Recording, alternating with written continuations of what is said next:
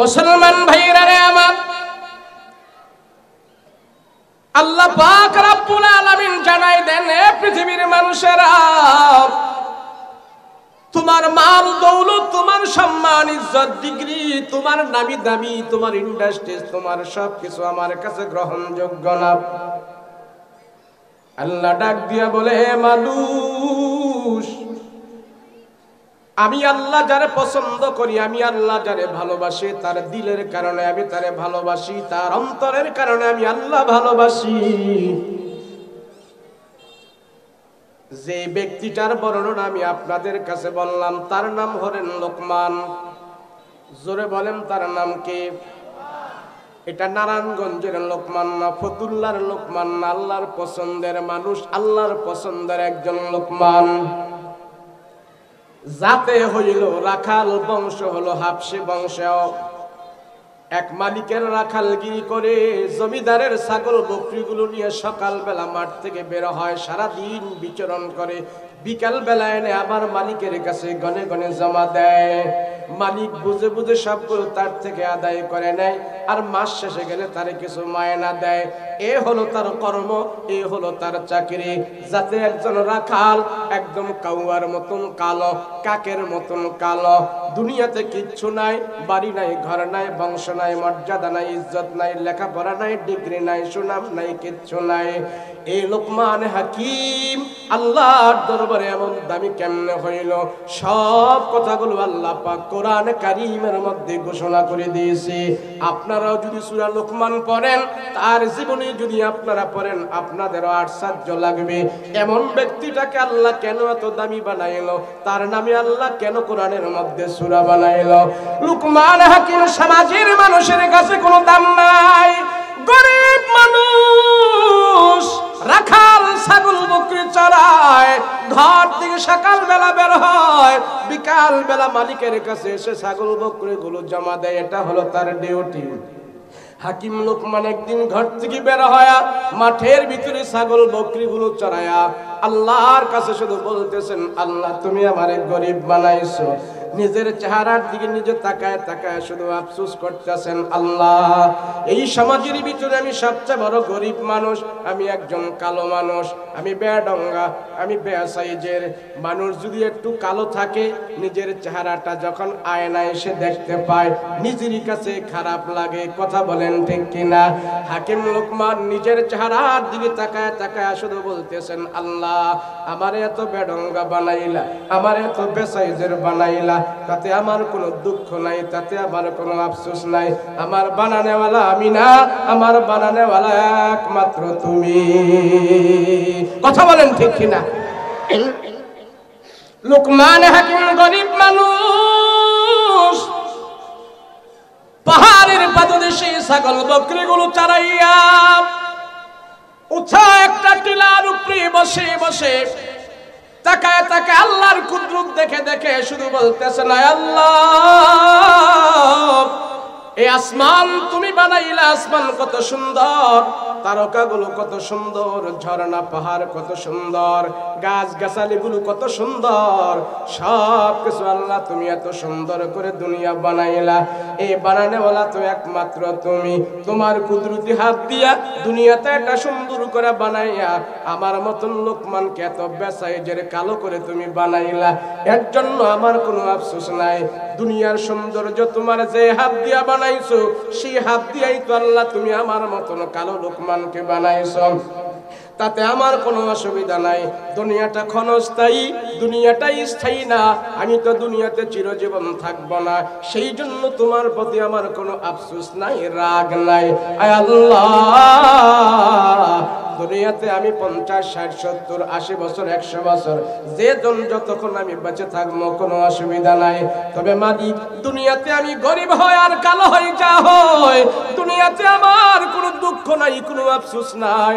তবে মাওলা তোমার কাছে একটা ফরিয়াদ, তোমার কাছে একটা আরজি, দুনিয়াতে আমার কোনো সম্পদের দরকার নাই, দুনিয়াতে আমার সৌন্দর্যের দরকার নাই, মৃত্যুর পরে আমি তোমার কাছে সৌন্দর্য চাই, মৃত্যুর পরে তোমার কাছে আমি জান্নাত চাই।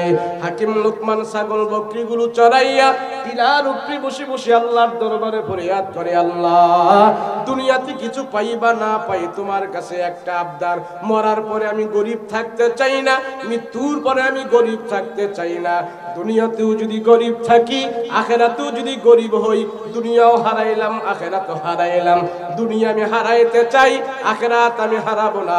তোমার কাছে আমি আখেরাতে ধনী হতে চাই, সুন্দর হতে চাই, তোমার জান্নাতের মেহমান আমি হতে চাই। একজন গরিব একজন রাখাল আল্লাহর কাছে বলে, মালিক দুনিয়াতে আমাকে কোনো মানুষ দাম দেয় না, আমার দামের দরকার নাই। ও আল্লাহ, আখিরাতে আমি দামি হতে চাই, আমি জান্নাত পেতে চাই। কেন? হাকিম লুকমান জানে জান্নাতের ভিতরে যদি কোনো মানুষ যায় সেখানে কালো থাকবে না, জান্নাতের ভিতরে যে যাবে সে গরিব থাকবে না, তার কোনো অভাব থাকবে না, তার মনে কোনো দুঃখ থাকবে না। একজন সভাপতি মাজাজ মুকাররম উলামায়ে কেরাম তলাবায়ে আযম সম্মুখপান উপবিষ্ট দিনদার মুত্তাকি পরহেজগার ভাইয়েরা, পর্দার অন্তরালে অবস্থানরত আমার সাদিয়া মা বোনেরা, আল্লাহ পাকের আলিশান দরবারে কালেমাত ও শুকর আদায় করি, আবার বলি আলহামদুলিল্লাহ। আল্লাহ যারে ভালোবাসে, পছন্দ করে, মহব্বত করে, যার উপরে আল্লাহ পাকের রহমতের দৃষ্টি আল্লাহ বারবার দান করে, আল্লাহর সে প্রিয় বান্দাদেরকে দিয়ে আল্লাহ পাক নেক কাজ করে এবং সেই প্রিয় বান্দাদেরকে আল্লাহ পাক নেক কাজের মধ্যে শামিল করে রাখে। বুঝতে হবে আমার আপনার উপরে আল্লাহর রহমতের দৃষ্টি পড়েছে, সেজন্য অল্প সময়ের জন্য আমি আপনি একটি গুনাহমুক্ত মজলিসে বসতে পেরেছি। আমি আপনি এখানে যতক্ষণ বসে থাকব, কেউ 1 ঘন্টা 2 ঘন্টা 3 ঘন্টা আধা ঘন্টা, যে যতটুকুন সময় আমরা এখানে ব্যয় করতেছি, আমার আপনার 50 60 70 বছরের হায়াত থেকে আজকের এই মাহফিলের 1-2 ঘন্টা আল্লাহর দরবারে গুনাহমুক্ত হয়ে পৌঁছে যাবে। যারা বসে আছেন এখন সবাই গুনাহমুক্ত আছে নাকি? আপনারা বসে কেউ গুনাহ করতেছেন? কোন গুনাহ হইতেছে? যতক্ষণ এখানে আমরা থাকব ততক্ষণ আমরা সর্বপ্রকারের গুনাহ থেকে মুক্ত থাকব। কথা বলেন ঠিক কিনা? মুরব্বি আপনি এদিকে আমার পিছন, এই সাউন্ডই দেন, আমার কানে যে সাউন্ড লাগে দেন, এডি বাড়ান। যতক্ষণ আমরা এখানে বসে থাকব অতক্ষণই আমরা সর্বপ্রকারের গুনাহ থেকে মুক্ত থাকব। এই যে ওয়াজ মাহফিল দিল, টাকা টুকা খরচ করে, শ্রম দিয়ে, সময় দিয়ে, বুদ্ধি দিয়ে, পরামর্শ দিয়ে যে যেইভাবে আয়োজনটা করলো, তারা 1 নম্বরে যেই ফায়দাটা পাবে, যেই লাভটা হবে, যতগুলো মানুষ এই 2 দিন এখানে বসে তারা কোরআন হাদিসের কথা শুনলো, যতক্ষণ শুনেছে অতক্ষণ অতগুলো মানুষকে তারা গুনাহমুক্ত সময় উপহার দিয়েছেন। কথা বলেন ঠিক কিনা? বর্তমানে সময়ে যারা এই জাতিকে গুনাহ থেকে মুক্ত রাখে, আল্লাহর নাফরমানি থেকে মুক্ত রাখার চেষ্টা করে, এরা এই সমাজে সবচেয়ে আল্লাহর প্রিয় বান্দা এবং আল্লাহর কাছে সবচেয়ে বড় ইবাদত করছে। মানুষকে আল্লাহর নাফরমানি থেকে মুক্ত রাখার যারা চেষ্টা করে, গুনাহ থেকে মুক্ত রাখার চেষ্টা করে, জাহান্নামের পথ থেকে দূরে সরিয়ে জান্নাতের রাস্তা ধরিয়ে দেয়, এরাই হলো এই সমাজে বর্তমানে সবচেয়ে বড় ইবাদতকারী। কেন? মানুষকে জাহান্নাম থেকে বাঁচানোর চেষ্টা করতেছে, মানুষকে জান্নাতের দিকে নেওয়ার তারা চেষ্টা করতেছে, গুনাহ থেকে মুক্ত রাখতেছে, এর ভিতরে এই সৎ কাজের ভিতরে আজকের এই মাহফিল অন্তর্ভুক্ত আছে। কথা বলেন ঠিক কিনা? আপনারা এখানে এখানে যারা বসে আছে সবাই এখন এক প্ল্যাটফর্মে আছি। আমরা এখানে যদি না থাকতাম তাহলে আমরা বাসা বাড়িতে, কেউ শাসটলে, কেউ কর্মস্থলে, বিভিন্ন জায়গায় বিভিন্ন ফাহেসা কাজে আমরা লিপ্ত থাকতাম। আর এখন মাহফিলের উদ্দেশ্যে, মাহফিলকে কেন্দ্র করে আমরা এখন সবাই এক প্ল্যাটফর্মে আছি। কি গুনাহমুক্ত পরিবেশে আছে। সুবহানাল্লাহ। কি মুক্ত পরিবেশে? গুনাহমুক্ত পরিবেশ। চাই ধনী হোক, চাই গরিব হোক, আমির হোক, ফোকারা হোক, ছোট হোক, বড় হোক, নামি দামি, তুচ্ছ, বেন্ডাইবার, শ্রমিক, এর ভিতরেই আমার চেষ্টা করব। মা তৌফিক ইল্লা বিল্লাহ। ছোট্ট একটা ইতিহাস বুঝতে হবে আমার এই ওয়াজটা, আমার এই আলোচনাটা বোঝার জন্য। পৃথিবীতে আল্লাহ কিছু কিছু মানুষ বানিয়েছেন এবং এই মানুষদেরকে দিয়ে আল্লাহ পৃথিবীতে ইতিহাস রচনা করেছেন। যত মানুষ আল্লাহ বানিয়েছেন এদের ভিতর থেকে আল্লাহ কিছু কিছু মানুষের সৌন্দর্য, চেহারা, তাদের সৌন্দর্যের বর্ণনা আল্লাহ পাক নিজে করেছেন। পৃথিবীতে এমন কিছু কিছু মানুষ আল্লাহ তৈরি করেছেন সুন্দরের বিপরীত, কালো, কুসরি, বিশ্রী, তাদের বর্ণনা আল্লাহ পাক কোরআন হাকিমে ধরে চলেছেন। ইতিহাসবেত্তারা লেখেন পৃথিবীতে সবচেয়ে সুন্দর মানুষ ছিলেন তিনজন। জোরে বলেন কয়জন? তিনজন। সুন্দর, এদের সুন্দর নিয়ে আলোচনা হয়েছে, ইতিহাস হয়েছে। এমন সুন্দর মানুষ পৃথিবীতে হলেন তিনজন। পাশাপাশি এই সুন্দর মানুষের পাশাপাশি আল্লাহ আবার কালো, কুসরি, বিশ্রী এমন মানুষও তৈরি করেছেন বহু। তার ভিতর থেকেও ইতিহাস রচনা হয়েছেন তিনজন। তাহলে ইতিহাসবেত্তারা যাদের নিয়ে আলোচনা করেছেন সুন্দর হলেন তিনজন, তার পাশাপাশি কালো হলেন তিনজন। এতটুকু বুঝছেন? কথা কয় না? কালো মানুষ কয়জন? সুন্দর কয়জন? বহুত আলোচনার ভিতর থেকে আমি এই আলোচনাটা করতেছি। আমি আসার পরে এখানে বিভিন্ন জনে আমাকে বলছে, হুজুর এখানে বিভিন্ন মতের লোক আছে, বিভিন্ন দলের লোক আছে, সবাই মিলাই জিলাই আমরা ওয়াজটা করি এবং সবাইকে নিয়ে আমরা করতে হয়। আসলেও তো তা। এখন আমরা বক্তারাও সবাই মিলাই জিলাই ওয়াজ করতে হয়। আপনারা যেমন বিপদে আমরাও বিপদে। কথা বলেন ঠিক কিনা? তো সবার জন্য যে দরকার আমি বেছে নিয়েছি এটা, এই আলোচনাটাই করি। তিনজন মানুষ আল্লাহ পৃথিবীতে বানিয়েছেন সবচেয়ে বেশি সুন্দর করে। এর ভিতরে একজন হলেন আমার আপনার প্রিয় নবী মুহাম্মদুর রাসূলুল্লাহ সাল্লাল্লাহু আলাইহি ওয়াসাল্লাম। দুই নম্বরের যিনি সবচেয়ে বেশি সুন্দর তিনি হলেন নবী ইউসুফ আলাইহিস সালাতু ওয়াস সালাম। তিন নম্বরের পৃথিবীতে যিনি সবচেয়ে বেশি সুন্দর তিনি হলেন দাহিয়াতুল কালবি।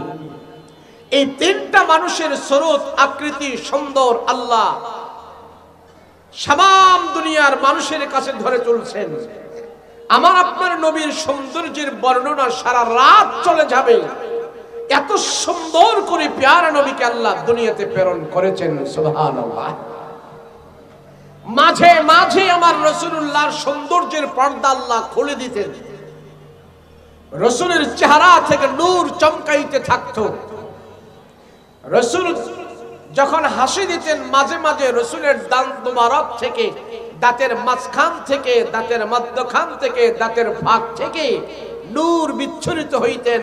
সাহাবায়ে কেরাম সেটা দেখতেও পারতেন। সুবহানাল্লাহ। এত সুন্দর করে আল্লাহ পাক আমার রাসূলকে তৈয়ার করেছেন।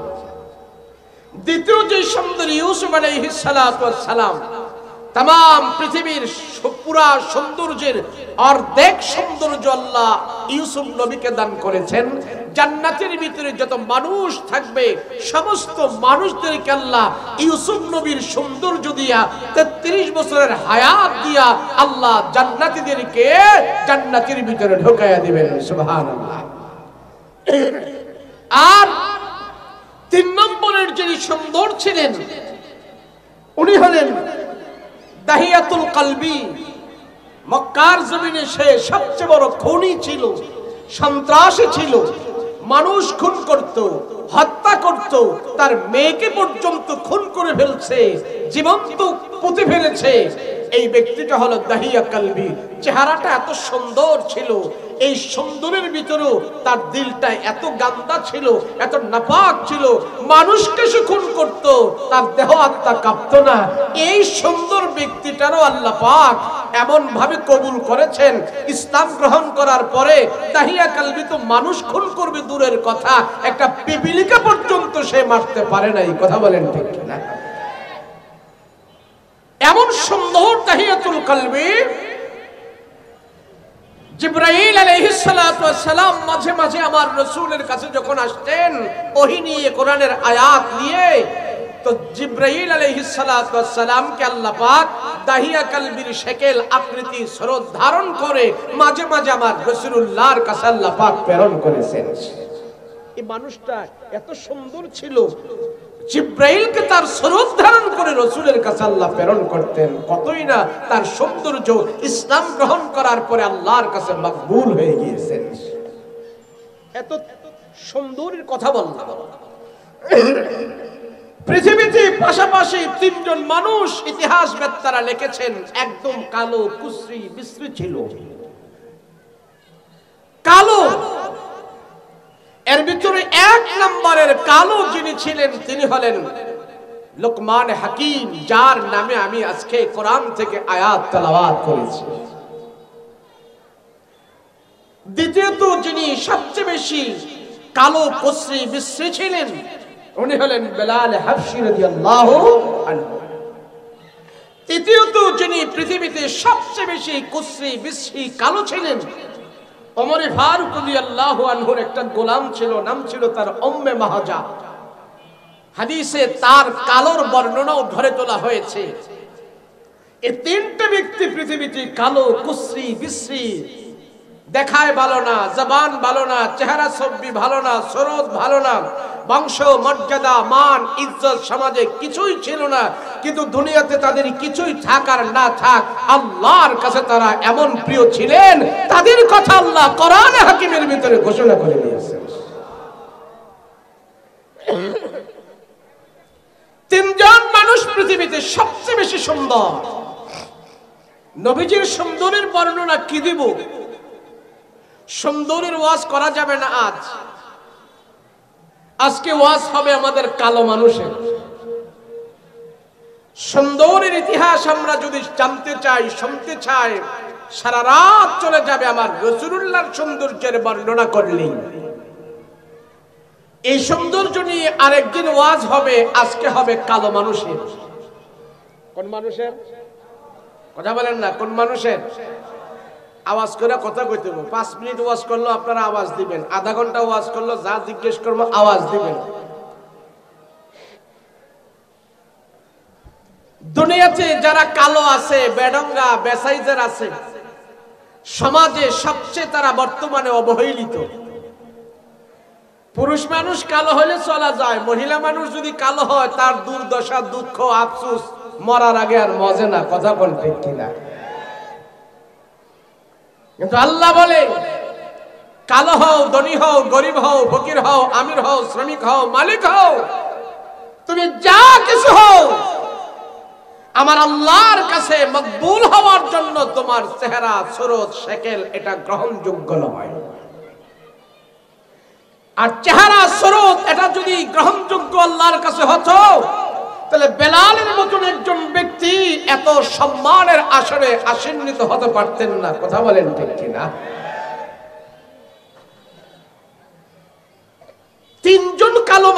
ভিতর থেকে আমি আজকে বয়ান করব একজনের কথা। কয়জন? জোরে বলেন কয়জন? এই একজনের নামে আল্লাহ কোরআনে সূরা নাজিল করেছেন। ব্যক্তিটার বর্ণনা কি জানেন? কেমন সে? মাথাটা এমন মোটা, চেহারার রংটা কাউয়ার মতন কালো, নাকের সেন্টা বাঁকা,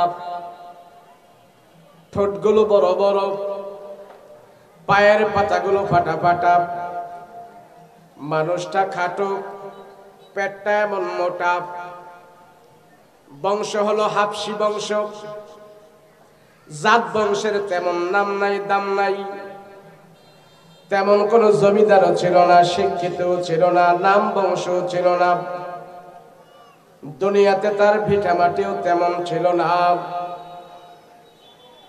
ঘর সংসারের ভিতরে অভাব, এক তো টাকা রুজি ইনকাম তেমনও বেশি ছিল না, ঘরের ভিতরে সন্তানাদি বেশি ছিল, 11টা ছেলে ছিল, দেখায় ভালো না, জবান ভালো না, পড়া নাই, শিক্ষা নাই, বিদ্যা নাই, বুদ্ধি নাই, ভিটামাটি নাই, সংসারে অভাব, ছেলে মেয়ে বেশি, 11টা ছেলে। এমন একটা ব্যক্তির কথা আল্লাহ কোরআনে শুধু ঘোষণাই করে নাই, তার নামে আল্লাহ কোরআনে একটা সূরা বানায়া পাঠাই দিছি। কত দামি হলে এই মানুষটাকে আল্লাহ তার নামে কোরআনে সূরা বানাইতে পারে, কত দামি হলে। মুসলমান ভাইরা রে আমার, আল্লাহ পাক রব্বুল আলামিন জানাই দেন, হে পৃথিবীর মানুষেরা, তোমার মাল দৌলত, তোমার সম্মান, ইজ্জত, ডিগ্রি, তোমার নামি দামি, তোমার ইন্ডাস্ট্রিজ, তোমার সবকিছু আমার কাছে গ্রহণযোগ্য না। আল্লাহ ডাক দিয়া বলে, হে মানুষ, আমি আল্লাহ যারে পছন্দ করি, আমি আল্লাহ যারে ভালোবাসি, তার দিলের কারণে আমি তারে ভালোবাসি, তার অন্তরের কারণে আমি আল্লাহ ভালোবাসি। যে ব্যক্তিটার বর্ণনা আমি আপনাদের কাছে বললাম, তার নাম হলেন লোকমান। জোরে বলেন তার নাম কি? এটা নারায়ণগঞ্জের লোকমান না, ফতুল্লার লোকমান না, আল্লাহর পছন্দের মানুষ, আল্লাহর পছন্দের একজন লোকমান। জাতে হইল রাখাল, বংশ হলো হাবশী বংশ। এক মালিকের রাখালগিরি করে, জমিদারের ছাগল বকরিগুলো নিয়ে সকালবেলা মাঠ থেকে বের হয়, সারাদিন বিচরণ করে, বিকাল বেলা এনে আবার মালিকের কাছে গনে গনে জমা দেয়। মালিক বুঝে বুঝে সবগুলো তার থেকে আদায় করে নেয়, আর মাস শেষে গেলে তারে কিছু মায়না দেয়। এ হলো তার কর্ম, এ হলো তার চাকরি। যাতে একজন রাখাল একদম কাউয়ার মতন কালো, কাকের মতন কালো, দুনিয়াতে কিচ্ছু নাই, বাড়ি নাই, ঘর নাই, বংশ নাই, মর্যাদা নাই, ইজ্জত নাই, লেখাপড়া নাই, ডিগ্রি নাই, সুনাম নাই, কিচ্ছু নাই। এই লোকমান হাকিম আল্লাহর দরবারে এমন দামি কেমনে হইল? সব কথাগুলো আল্লাহ পাক কোরআন কারীমের মধ্যে ঘোষণা করে দিয়েছে। আপনারাও যদি সূরা লোকমান পড়েন, তার জীবনী যদি আপনারা পড়েন, আপনাদেরও আশ্চর্য লাগবে। এমন ব্যক্তিটাকে আল্লাহ কেন এত দামি বানাইলো? তার নামে আল্লাহ কেন কোরআনের মধ্যে সূরা বানাইলো? লোকমান হাকিম সমাজের মানুষের কাছে কোনো দাম নাই। গরিব মানুষ, রাখাল ছাগল বকরি চড়ায়, ঘর থেকে সকাল বেলা বের হয়, বিকাল বেলা মালিকের কাছে এসে ছাগল বকরি গুলো জমা দেয়। এটা হলো তার ডিউটি। হাকিম লোকমান একদিন ঘর থেকে বের হয়া মাঠের ভিতরে ছাগল বকরি গুলো চড়ায়া আল্লাহর কাছে শুধু বলতেছেন, আল্লাহ তুমি আমারে গরিব বানাইছো। নিজের চেহারার দিকে নিজে তাকায় তাকায় শুধু আফসোস করতেছেন, আল্লাহ এই সমাজের ভিতরে আমি সবচেয়ে বড় গরিব মানুষ, আমি একজন কালো মানুষ, আমি বেডঙ্গা, আমি বেসাইজের মানুষ। যদি একটু কালো থাকে, নিজের চেহারাটা যখন আয়নায় এসে দেখতে পায়, নিজেরই কাছে খারাপ লাগে। কথা বলেন ঠিক কিনা? হাকিম লোকমান নিজের চেহারার দিকে তাকায় তাকায় শুধু বলতেছেন, আল্লাহ আমার এত বেডঙ্গা বানাইলা, আমার এত বেসাইজের বানাইলা, তাতে আমার কোনো দুঃখ নাই, তাতে আমার কোনো আফসোস নাই। আমার বানানেওয়ালা আমি না, আমার বানানেওয়ালা একমাত্র তুমি। কথা বলেন ঠিক কিনা? লুকমান হাকিম গরিব মানুষ, পাহাড়ের পাদদেশে ছাগল বকরিগুলো চড়াইয়া উঁচা একটা টিলার উপরে বসে বসে তাকায় তাকায় আল্লাহর কুদরত দেখে দেখে শুধু বলতেছে না, আল্লাহ এই আসমান তুমি বানাইলা, আসমান কত সুন্দর, তারকাগুলো কত সুন্দর, ঝর্ণা পাহাড় কত সুন্দর, গাছ গাছালিগুলো কত সুন্দর, সব কিছু আল্লাহ তুমি এত সুন্দর করে দুনিয়া বানাইলা। এই বানানেওয়ালা তো একমাত্র তুমি। তোমার কুদরতি হাত দিয়া দুনিয়াতে একটা সুন্দর করে বানাইয়া আমার মতন লোকমানকে এত বেসাইজের কালো করে তুমি বানাইলা। এর জন্য আমার কোনো আফসোস নাই। দুনিয়ার সৌন্দর্য তোমার যে হাত দিয়া বানাইছো, সেই হাত দিয়াই তো আল্লাহ তুমি আমার মতন কালো লোকমানকে বানাইছো। তাতে আমার কোনো অসুবিধা নাই। দুনিয়াটা ক্ষণস্থায়ী, দুনিয়াটাই স্থায়ী না।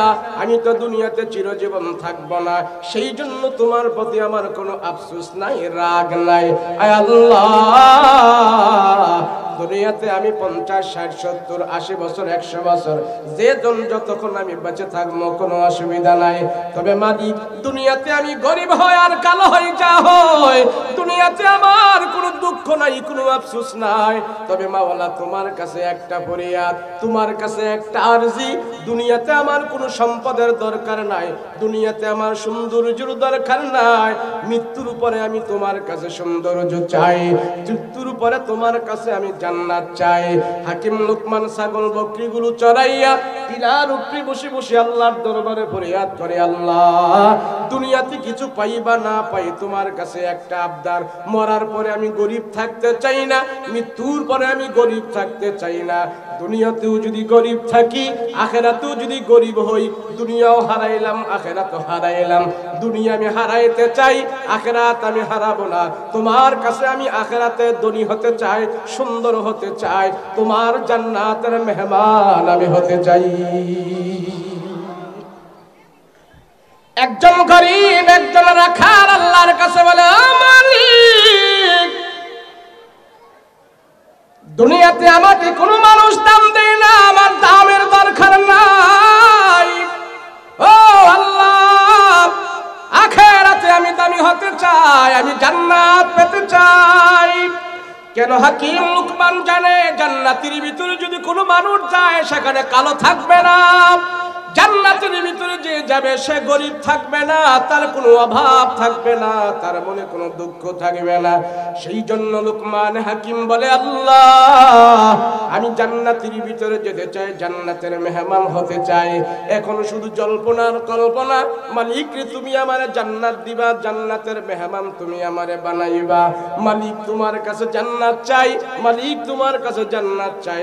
একজন গরিব মানুষ, রাখাল মানুষ জান্নাতে যাওয়ার জন্য এখন পাগল হয়ে গেছে, শুধু জান্নাত জান্নাত জান্নাত জান্নাত করতেছে। একদিন হঠাৎ করিয়া নিজের নিজে প্রশ্ন করে বলে, আল্লাহ জান্নাত চাইতেছি কিন্তু জান্নাতের মালিক তো আমি না। মনে মনে বলতেছি জান্নাতের মালিক হলেন আল্লাহ। জান্নাতের ভিতরে যদি ঢুকতে হয় আল্লাহর অনুমতি লাগবে, আল্লাহর আদেশ লাগবে। জান্নাতে যাওয়ার আগে জান্নাতের মালিককে খুশি করতে হবে। আপনার ঘরের ভিতরে যদি আমি যেতে হয় আপনার অনুমতি লাগবে, আপনার বাড়ির মেহমান যদি আমি হই আপনার অনুমতি লাগবে। হাকিম লুকমান চিন্তা করতেছি জান্নাতের মেহমান যদি আমি হই জান্নাতের মালিককে খুশি করা লাগবে, আল্লাহকে খুশি করা লাগবে। এখন শুধু চিন্তায় পড়ে গেল আমি গরিব মানুষ, কেমনে জান্নাতের মালিক আল্লাহকে আমি খুশি করব। হাকিম লুকমান আবার চিন্তায় পড়ে গেল কেমনে জান্নাতের মালিককে খুশি করা যায়। আমি তো গরিব মানুষ, বেশি টাকা নাই, আমি তো গরিব মানুষ, বারবার হজ করার আমার তৌফিক নাই, আমি গরিব মানুষ, বেশি করে দান করতে পারবো না, আমি গরিব মানুষ, আমার টাকা নাই, সম্পদ নাই, বাড়ি নাই, গাড়ি নাই, কিন্তু আল্লাহরে আমি কেমনে খুশি করব। আল্লাহকে খুশি করার জন্য হাকিম লুকমান 3টা আমল সর্বপ্রথম বেছে নিয়েছি। ওই 3টা আমলের কারণে আল্লাহ পাক রব্বুল আলামিন হাকিম লুকমানের প্রতি খুশি হয়ে গেছে। সেই আমলগুলোর কথা আল্লাহ নিজে কোরআন কারীমের মধ্যে ধরে তুলছে। ও মানুষ, এই আমলগুলো তোমরা করো, আমি আল্লাহ তোমাদের প্রতি খুশি হয়ে যাব। সুবহানাল্লাহ। একজন রাখাল হয়ে আল্লাহকে খুশি করার জন্য যে আমলগুলো করছে, রাখাল রাখাল রাখালের চাইতে পৃথিবীতে নিম্নমানের কোনো পদ নাই, রাখালের থেকে নিম্ন শ্রেণীর কোনো মানুষ নাই। যেই সমাজে রাখাল আছে সবচেয়ে নিম্ন শ্রেণীর মানুষ হলেন একজন রাখাল। আল্লাহ দেখাই দিলেন আমলের মাধ্যমে রাখালকে আমি কত বড় দামি বানায়া দিছি। হাকিম লোকমান আল্লাহকে ডাক দিয়া কয়, আল্লাহ আমি আপনাকে খুশি করার জন্য আমি নিজে সর্বপ্রথম 3টা আমল করব। আর হাকিম লোকমানের 11টা সন্তান ছিল, 11টা সন্তানকে বসায়া বসায়া হাকিম লোকমান তাদের ফ্যামিলির সন্তানদেরকে, তার সন্তানদেরকে 3টা আমল শেখাইলেন। নিজে আমল করলেন 3টা, সন্তানদেরকে আমল শেখাইলেন 3টা।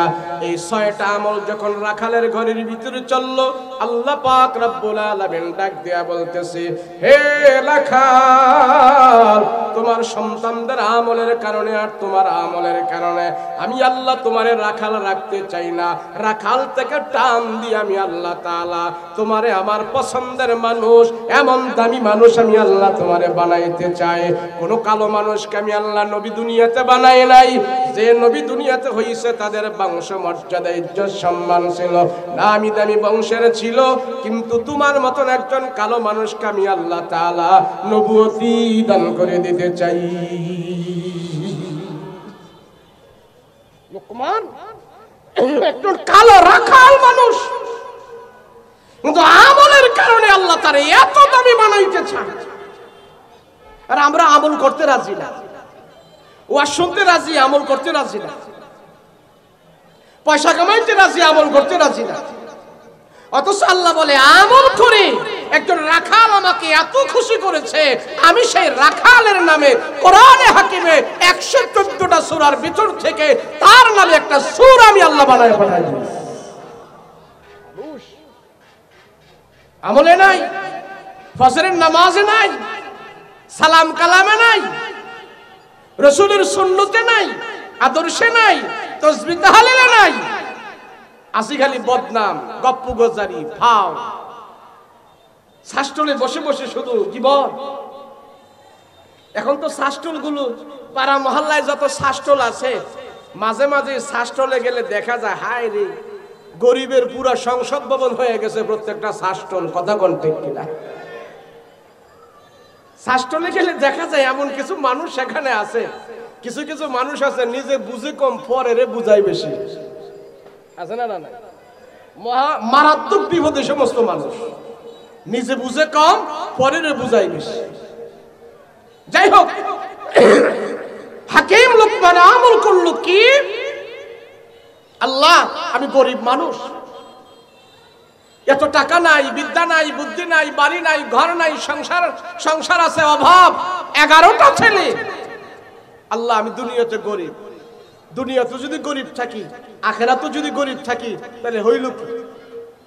দুনিয়াতেও গরিব, আখেরাতেও গরিব, তাহলে দুনুকুল হারাইলাম। আল্লাহ আমার এক কুলে দাও না। গরিব মানুষ করবে কি? জান্নাতে যাওয়ার জন্য নিজে 3টা আমল নিজের জন্য বেছে নিয়েছেন। সেই 3টা আমলের কথা আজকে আমরা শুনবো। রাজি আছেন ইনশাআল্লাহ? হাকিম লোকমান বসে বসে পাহাড়ের টিলার উপরে বসে বসে শুধু নিজে গবেষণা করে 3টা আমল বের করলো। 1 নাম্বার আমল হলো, আয় আল্লাহ আমি তোমার সাথে ওয়াদা দিতেছি, আমি জীবনে কোনোদিন নামাজ ছাড়ব না, আমি জীবনে কোনোদিন তোমার সাথে শিরিক করব না। সন্তানদেরকে শিখাইলেন আর নিজের আমলগুলো শিখাইলেন। 3টা আমল করলো নিজের জন্য, 3টা আমল করলো সন্তানের জন্য, নিজের জন্য আমল বেছে নিল। আয় আল্লাহ তুমি যে আমারে জবান দিলা, এই জবান দিয়ে আমি লোকমান কোনোদিন মিথ্যা বলবো না। আমারে যে চক্ষু দিলা, আমার এই চোখ দিয়ে কোনোদিন আমি খারাপ দৃষ্টি দিব না। আমার যে লজ্জা স্থান দিলা, এই লজ্জা স্থান দিয়ে আমি কোনোদিন অপকর্ম করব না। আমার লজ্জা স্থানটা আমি পবিত্র রাখবো। তোমার সাথে আমি ওয়াদা দিলাম। আল্লাহু আকবার। মুসলমান ভাইরা রে আমার, জান্নাতে যাবার জন্য, আল্লাহকে খুশি করার জন্য হাকিম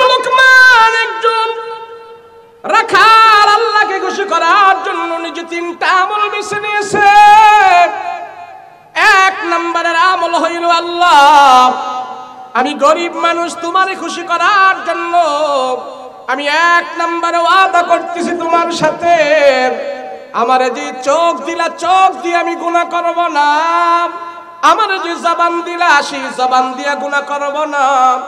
আমারে যে লজ্জা স্থান দিলা, লজ্জা স্থান দিয়া গুনাহ করব না।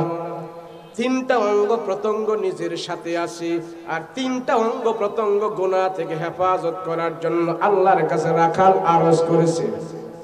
আয় আল্লাহ, তুমি আমাকে শক্তি সাহস দাও, তুমি আমাকে তৌফিক দাও, আমি যেন তিনটা অঙ্গ প্রত্যঙ্গ তোমার নাফরমানি থেকে মুক্ত রেখে আমি কবরে যাইতে পারি। আজকে যদি পাড়া মহল্লার ভিতরে আমরা যাচাই করি, সমস্ত মুসলমানের তিনটা জিনিস সবচেয়ে বেশি নষ্ট হয়ে গেছে। মুসলমানের চোখ ভালো না, মুসলমানের জবান ভালো না, মুসলমানের লজ্জায় স্থান ভালো না।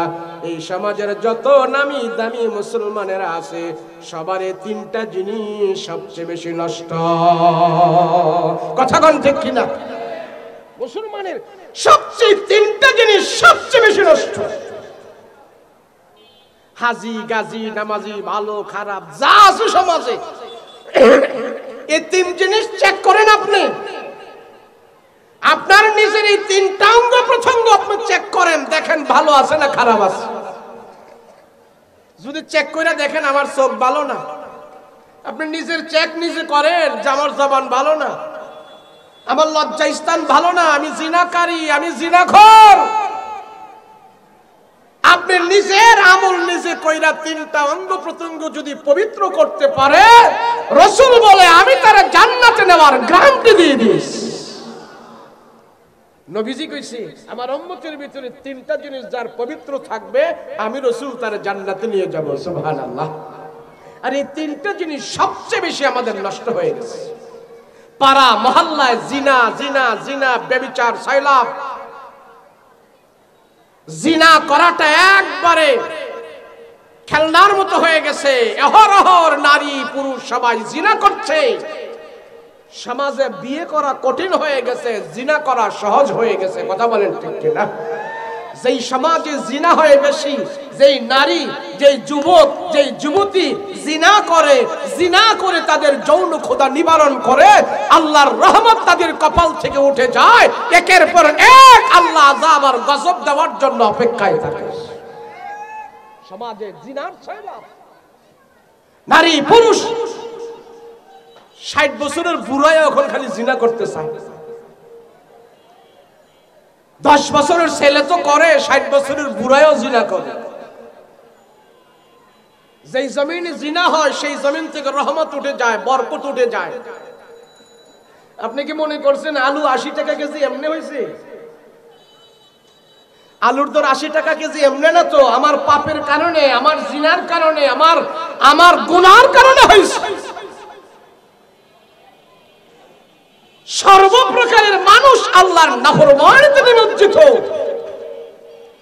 এর জন্য একের পর এক আযাব আর গজব আসতেই থাকবে, আসতেই থাকবে। যেই জমিনে জিনা হয় না, যেই জমিন তার ধারণা অতীত, আল্লাহ সেখানে তার রিজিকের ব্যবস্থা করে দেবে। সেই জন্য হাকিম লুকমান বলে, আমি আল্লাহ চোখ দিয়া গুনাহ করব না, জবান দিয়া গুনাহ করব না, লজ্জা স্থান দিয়া গুনাহ করব না। আয় আল্লাহ, আমি গরিব মানুষ, আমার এই ক্ষমতা আছে আমার অঙ্গ প্রত্যঙ্গগুলো কন্ট্রোল করার। আল্লাহ আমি গুনাহ করব না আমার জবান দিয়া, আল্লাহ আমি গুনাহ করব না আমার চক্ষু দিয়া, আল্লাহ আমি গুনাহ করব না আমার লজ্জা স্থান দিয়া। নিজে যখন নাকি এখন আমল করা শুরু করলো। হাকিম লুকমানের 11টা সন্তান ছিল, 11টা সন্তানকে বসায়া বলতেছেন, বাবারা আমি নিজে 3টা আমল করতেছি, তোমরাও এখন থেকে 3টা আমল শুরু করো।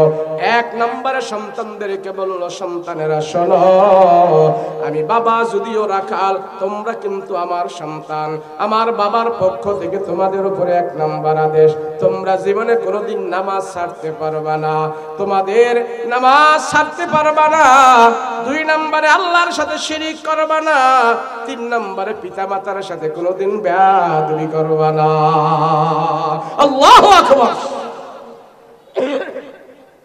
মুসলমান ভাইরা রে আমার, একজন রাখাল হইয়া নিজের সন্তানকে বলেছে তোমরা নামাজ ছাড়বা না। কেন? রাখাল যদি 11টা সন্তানকে বলতো তোমরা মাসে আমাকে 2000 করে টাকা দিবে, 22,000 টাকা, তাইলে তো আমার রাখালগিরি করা লাগে না, আমি আরামে চলতে পারি। কিন্তু রাখাল লোকমানে কথা বলে নাই, সন্তানদেরকে বলেছে শোনো, 1 নম্বরে আমার বাবার পক্ষ থেকে আদেশ হলো তোমরা নামাজ ছাড়বা না, নামাজ। 2 নম্বরে আল্লাহর সাথে তোমরা শিরিক করবা না। 3 নম্বরে পিতা মাতার সাথে কোনোদিন বেয়াদবি করবা না। হাকিম লোকমান সন্তানদেরকে আদেশ দিলেন 3টা, নিজে আমল করতেছেন 3টা। 6টা আমল রাখালের ফ্যামিলিতে চলতেছে। বাবায় চোখ দিয়া গুনাহ করে না, রাখাল লোকমান জবান দিয়া গুনাহ করে না, লজ্জাস্থান দিয়া গুনাহ করে না। সন্তানদেরকে আদেশ দিল নামাজের, পিতামাতার সাথে ভালো ব্যবহার, আল্লাহর সাথে শিরিক না করার। এই 6টা আমল যখন চলতেছে, আল্লাহ আসমানের মালিক আল্লাহ তাআলা ডাক দিয়া কয়, এ লোকমান, আমি আল্লাহ তোমার এই আমল দেইখা, তোমার সন্তানদের আমল দেইখা আমি আল্লাহ তোমার প্রতি এমন খুশি হয়ে গেছি, তোমারে আর দুনিয়াতে আমি রাখাল রাখতে চাই না। আমার আল্লাহর পক্ষ থেকে তোমার জন্য ঘোষণা, তোমারে আমি দামি মানুষ বানাইয়া দিতে চাই। আল্লাহু আকবার। আল্লাহ পাক রব্বুল আলামিন ডাক দিয়া কয়, রাখাল লোকমান,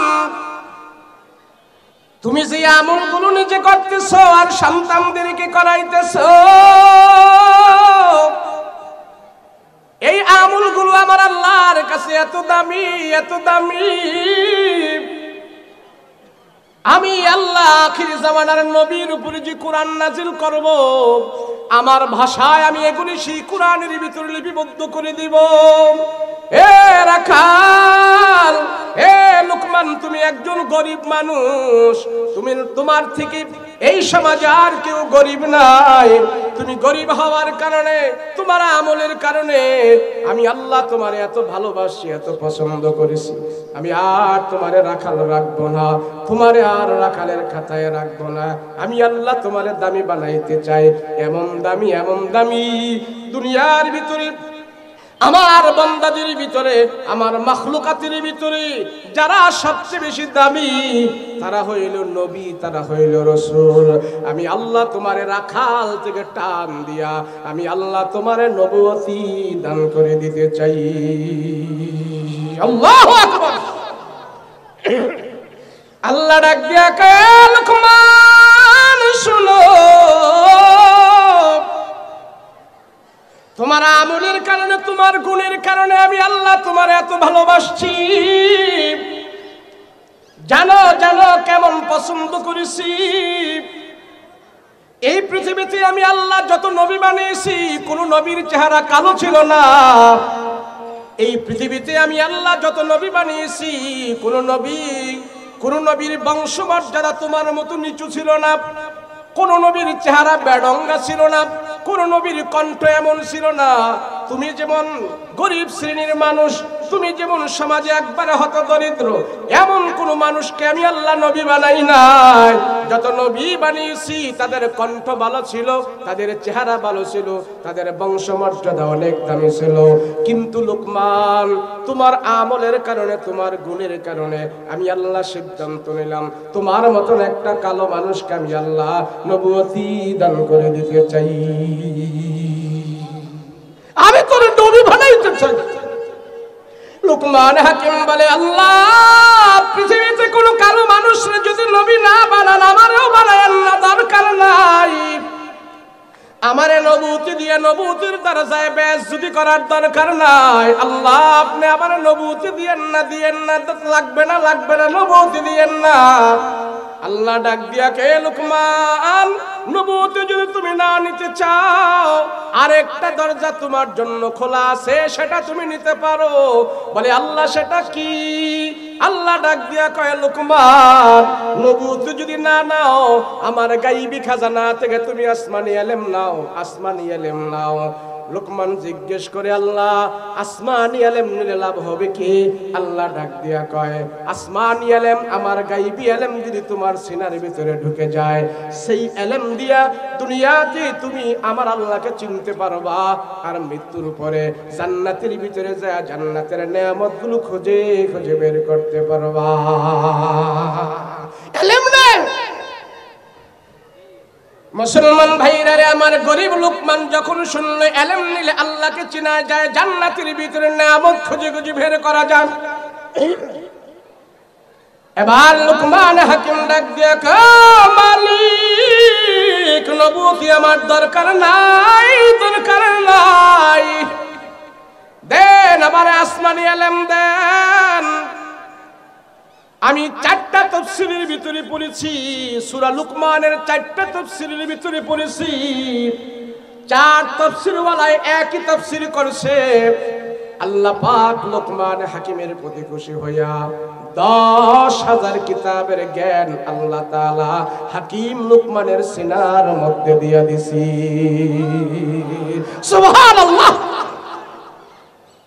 নে লোকমান ইলম নে, নে ইলম নে।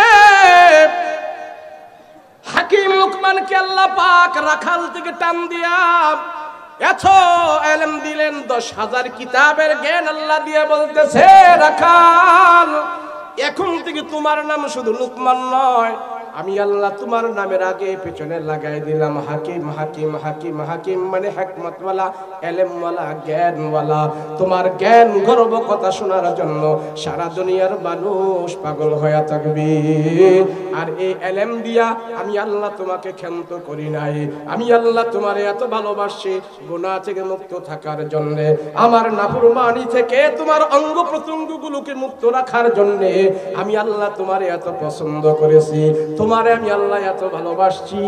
তুমি জানো আখিরি জামানার নবীর উপরে আমি পবিত্র কোরআন নাযিল করব, সেই কোরআনের ভিতরে আমি আল্লাহ তাআলা তোমার নামে একটা সূরা বানায়া পাঠিয়ে দেব। আল্লাহু আকবার। আল্লাহ যারা দামি বানাইতে চায়, পৃথিবীর কেউ তাকে ধ্বংস করতে পারে না। কথা বলেন ঠিক কিনা? মানুষ মানুষ একবার ডাইরেক্ট স্টেজে নিয়ে আল্লাহ যারে দামি বানাইতে চায়, মানুষ তারে বেইজ্জতি করতে পারে না। আল্লাহ যারে ইজ্জত দেয়, পৃথিবীর কোন মানুষ তাকে বেইজ্জতি করতে পারে না। কথা বলেন ঠিক কিনা? যতই চেষ্টা করেন, আপনি যেই দলের হন, যেই মতের হন, যেই ক্লাবের হন, যেই দেশের হন, আপনি যতই চেষ্টা করেন কোরআনওয়ালাদেরকে বেইজ্জতি করার জন্য, হাজারো কোরআনওয়ালারা জেলখানার ভিতরে পড়ে ধুকে ধুকে কান্না করতেছে, তাদের চোখের পানি বৃথা যায় না। কোরআনওয়ালাদের দুয়ার বরকতে দেশের জালিমদেরকে আল্লাহ পাক বেইজ্জতি করবে। কথা বলেন ঠিক কিনা? আল্লাহ ইজ্জত দেনেওয়ালা। বলেন ইজ্জত দেনেওয়ালা কি? জোরে বলেন না কি?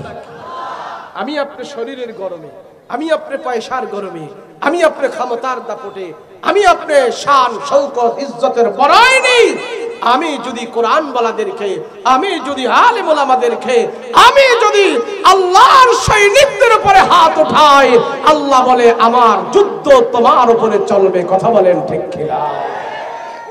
একজন সাবধান। কথা বলতে আমরা হুঁশিয়ার করে বলবো, যারা সমাজে গরিব আছে, যারা হাকিম লোকমানের মতো রাখাল আছে, যারা নিম্ন শ্রেণীর মানুষ আছে, এদের প্রতি সবার দয়া হতে হবে। কথা বলেন ঠিক কিনা? দয়া হতে হবে। হাকিম লোকমান এবার আল্লাহর কাছ থেকে যখন এই ঘোষণা পাইলেন, আল্লাহ পাক হাকিম লোকমানের আমলগুলো বেছে নিলেন। হে লোকমান, আমি আল্লাহ তোমার আমলগুলো বেছে নিলাম, পছন্দ করলাম।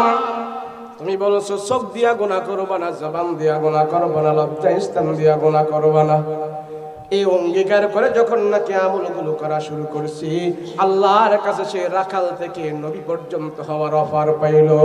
আল্লাহ 10,000 কিতাবের জ্ঞান আল্লাহ তারে দান করলো। আমি আপনি যদি এরম করে আমার চোখ থেকে গুনাহ, আমার চক্ষুগুলোকে গুনাহ থেকে হেফাজত করি, জবানটাকে হেফাজত করি, লজ্জা স্থান যদি গুনাহ থেকে হেফাজত করি, আমি হাকিম লোকমানের মতো এত বড় হব না, আমার নাম কোরআনের মধ্যে আসবে না। আল্লাহর রাসূল বলেন, তোমার চোখ, তোমার জবান, তোমার লজ্জা স্থান, এই তিনটা অঙ্গ প্রত্যঙ্গ যখন নাকি তোমার আল্লাহর নাফরমানি থেকে তুমি হেফাজত করেছো, আমি রাসূল তোমাকে জান্নাতে নেওয়ার গ্যারান্টি দিয়ে দিলাম। করবেন তো ইনশাআল্লাহ? হ্যাঁ, বেশি করে খালি গান দেখবেন, নাচ দেখবেন, তাই না? খালি গান বাদ্য শুনবেন বেশি করে, নাচানাচি করবেন বেশি করে।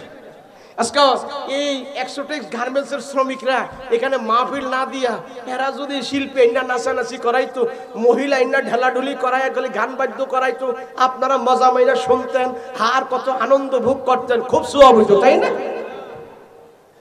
খুব মজা হইতো। আরে এই সমাজে শ্রমিক সে নিজে হাতে উপার্জন করে কিছু টাকা পায়, সেখান থেকে কিছু কিছু দিয়ে মাহফিল করে, আর এই মাহফিল করেছে তার অর্থের উপার্জন দিয়ে। মালিক শ্রমিক যেখানে এমন ব্যবস্থাপনা করেছে, এই সমাজে তারা সবচেয়ে বড় সৎ কাজ করেছে। কথা বলেন ঠিক না? এর উপরে সৎ কাজ আর হতে পারে না। হাকিম লোকমান একজন রাখাল গরিব মানুষ, সন্তানদেরকে আদেশ দিছে, সন্তানেরা নামাজ ছাড়বি না। কি ছাড়বি না? এই কয় না, জোরে কয় না, কি ছাড়বি না? কেন? হাকিম লোকমান দুই কথা বললে পারতো, সন্তানেরা শোনো, আমি বাবা গরিব মানুষ, আমি অনেক কষ্ট করে তোদেরকে লালন পালন করেছি, তোরা 11টা ফুলায় যদি আমারে মাসে 2,000 করে টাকা দেস, 22,000 টাকা, এই 22,000 টাকা যদি আমি বাবায় পাই, তাহলে কি আর রাখালগিরি কইরা খাইতে হয়? কথা বলেন ঠিক কিনা? কিন্তু রাখাল হয়ে এই কথাটা বলে নাই, কি বললো? এই সন্তানেরা শোনো, আমি বাবা তোমাদের উপরে 1 নাম্বার আদেশ, তোমরা জীবনে নামাজ ছাড়তে পারবা না। হাকিম লোকমানের মুখ দিয়া, দিমাগ দিয়া নামাজের কথাটা ঢুকলো কেন? কারণটা অন্য কোনো ঢুকলে পারতো না? এই কথা কেন অন্য কোনো ঢুকলে পারতো না? নামাজের কথাটা ঢুকলো কেন? আল্লাহর দরবারে যদি কোনো মানুষ প্রিয় হতে চায়, যদি কোনো মানুষ মকবুল হতে চায়, জান্নাতের মেহমান হতে চায়, আল্লাহকে সাজদা দেওয়া ছাড়া বিকল্প কোনো ব্যবস্থা নাই। কথা বলেন ঠিক কিনা? একটা মানুষ সে যখন নাকি মসজিদে যেয়ে হোক, তার বাসায় হোক, যখন নামাজের সাজদা দেয়, তার মাজা, কমর, হাঁটু, কমর, ঘাড়, কাঁধ সব ভেঙে যখন নাকি একটা মানুষ নামাজের সাজদা দিয়ে পড়ে আছে, মানুষটা কি বড় দেখা যায় না একবারে ছোট দেখা যায়? কথা কয় না, কয় দেখা যায়? একবারে সে ছোট হয়ে গেল। নামাজের সাজদা দিয়ে যখন নাকি সে পড়ে আছে, প্যাকেট হয়ে গেল, মাজা, কমর, ঘাড়, কাঁধ সব ভেঙে সাজদা দিয়ে পড়ে আছে। আল্লাহ ফেরেশতাদেরকে সাক্ষী রেখে কয়, দেখ দেখ, বনি আদমকে বানাইতে তারা নিষেধ করেছিলি, তোমরা ফেরেশতারাই সবকিছু করবা বলছো, আমার বান্দা সাজদা দিয়ে, মাটির মধ্যে সাজদা দিয়ে আমার দরবারে প্রশংসা করতেছে, সুবহান রাব্বিয়াল আলা বলে বলে প্রশংসা করতেছে। সাক্ষী থেকো, আমি আল্লাহ তার একটা সাজদা তামাম দুনিয়া এবং দুনিয়ার ভিতরে যা কিছু আছে সব থেকে আমি আল্লাহ দামি বানিয়ে দিয়েছি।